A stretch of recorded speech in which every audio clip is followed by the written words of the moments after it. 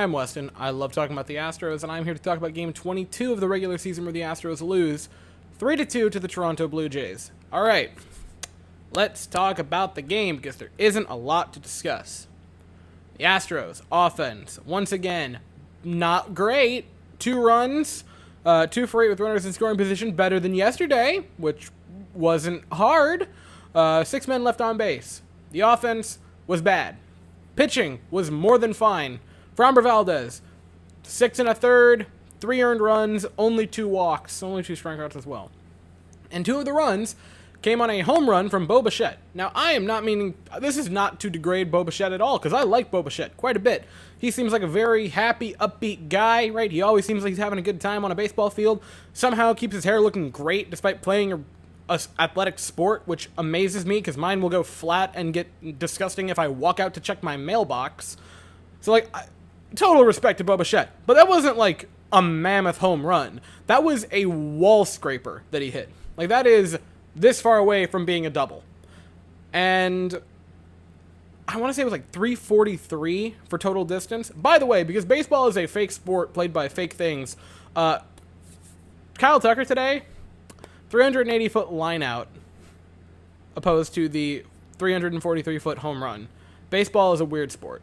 Also, here's a neat thing. Kyle Tucker had a ball in play today that was hit 109 off the bat and went 380 feet. He also had a ball that was hit 29 miles an hour off the bat and went 4 feet.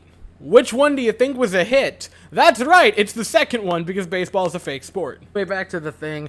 Like, Framber was okay. The Bo Bichette home run was the first ball in the game to leave the infield, and it came in the 6th inning. He was fine. He was perfectly fine. The offense just wasn't there again. Now, here's where I'm going to put my foot down and tell everyone to calm down, because I see a lot of people freaking out and saying it's time to press the panic button. No. Only press the panic button if you went into the season thinking the Astros were better than Toronto. I didn't. I knew going into the season that the Toronto Blue Jays were a better team than the Astros. I thought the Astros are still a very good team, and we're still going to make the playoffs. I still think we're going to win the West. That being said, Toronto is just better. You might say, well, Weston, Toronto missed the playoffs last year, whereas we were in the World Series. And I would say, a year is a long time. One off season, long time in sports. Switching sports entirely, but last season, hockey, Montreal Canadiens were in the Stanley Cup final, and this year finished as the worst team in the league. Year's a long time. Also, 3 of the final 4 from last season that were in the Eastern and Western Conference Finals, if you can even call them that, 3 of those 4 did not make the playoffs this year.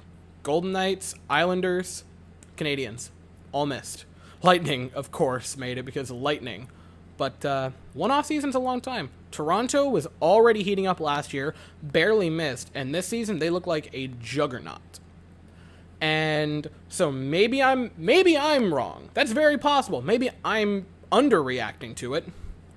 But the fact that you played what I truly believe is probably the best team in the American League, that's really how I view Toronto. And in all 4 of the losses, you lost by a run.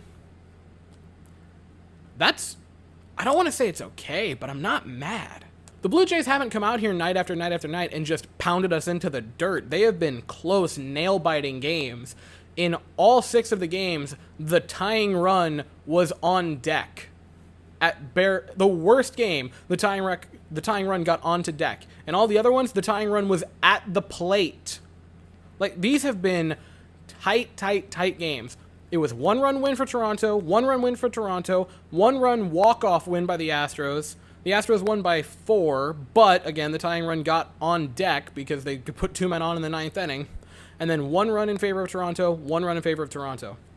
These have been extremely exciting games. And this series has a little bit more credit that you can give to the Astros because, like, hey, yeah, you lost 2 of the 3, but they were in Toronto. I've said Toronto like 1,000 times this video.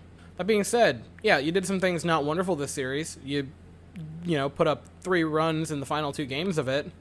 But you know how to hit their pitchers. You know how to beat Romano. You showed that last week.